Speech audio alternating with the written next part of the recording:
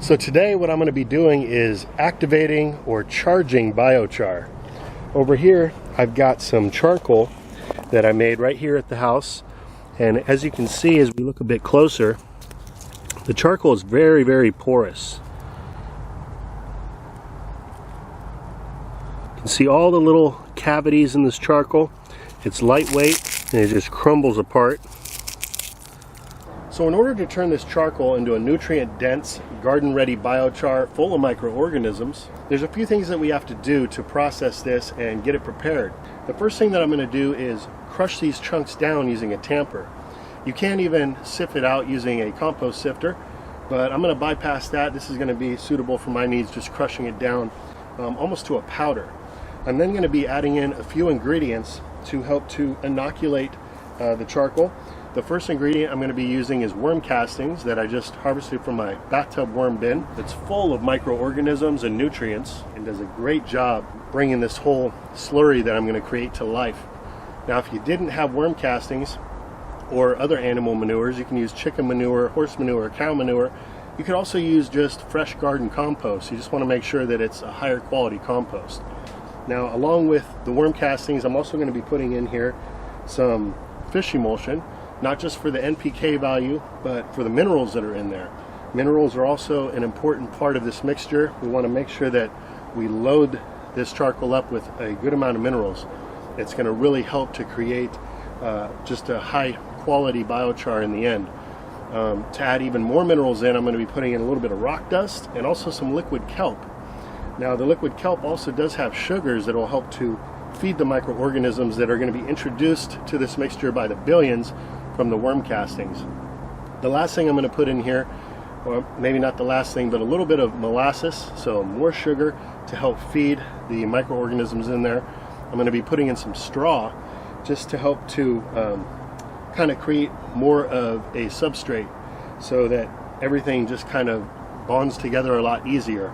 And we're going to put some water in here as well. What the water is going to do is help to introduce all those nutrients, minerals, vitamins to the charcoal. Because of the porosity in this charcoal here, with all the different cavities and little porous holes you see there, it's going to all seep in there like a sponge. You'll see what I mean in a moment. Alright, so I'm going to be using a 25-gallon Rubbermaid storage tote to mix all these ingredients together. First, what I'm going to do is add in the charcoal, and I'm just going to do a little bit here at a time so that I can crush it down using this tamper.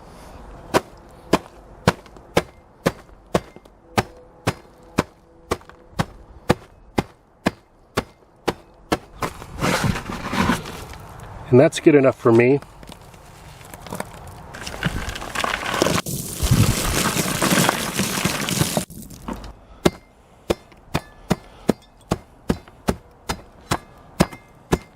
Next, I'm going to mix in these fresh worm castings. I'm going to be putting in about a quarter of the volume as we have biochar.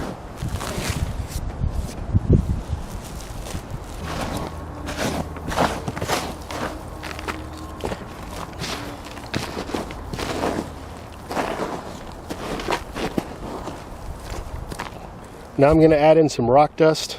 This stuff got a little wet. I'm just going to break it up.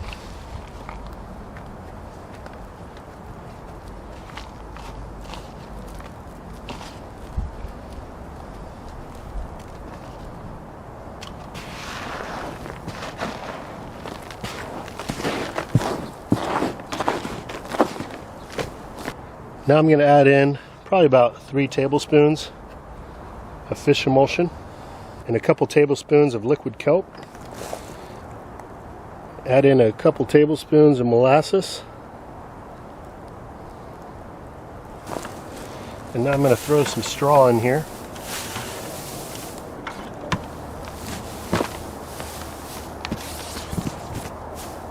So now I'm going to add in the water, 5 gallons worth. If you have rainwater for this, that would be great. Otherwise, if you can use a dechlorinated water source, look at what we got. It's been a couple minutes.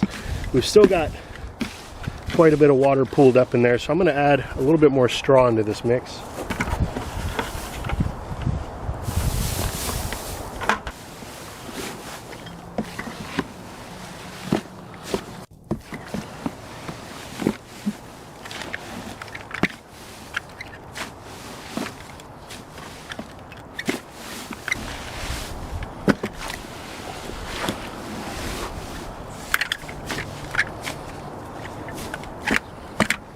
I'm even going to add a little bit more castings in here.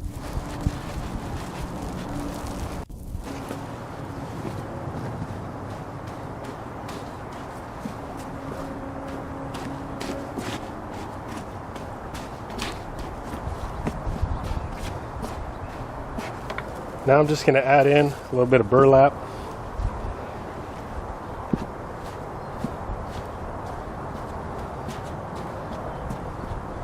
Just help to tuck it in, keep the moisture in.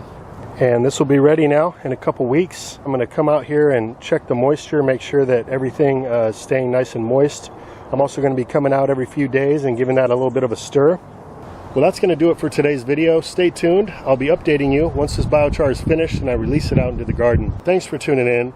You know, there's a lot more ways to do this than just what I've shared with you today. And there's a lot of other folks out there with a lot more experience than me in this field. So I'd encourage you to check it out, look into biochar, learn as much as you can on the topic.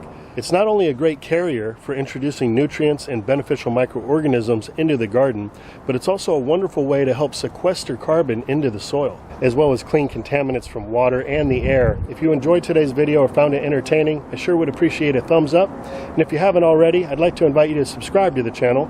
I upload new videos every week, and I'm constantly updating you on the projects that I got going on over here.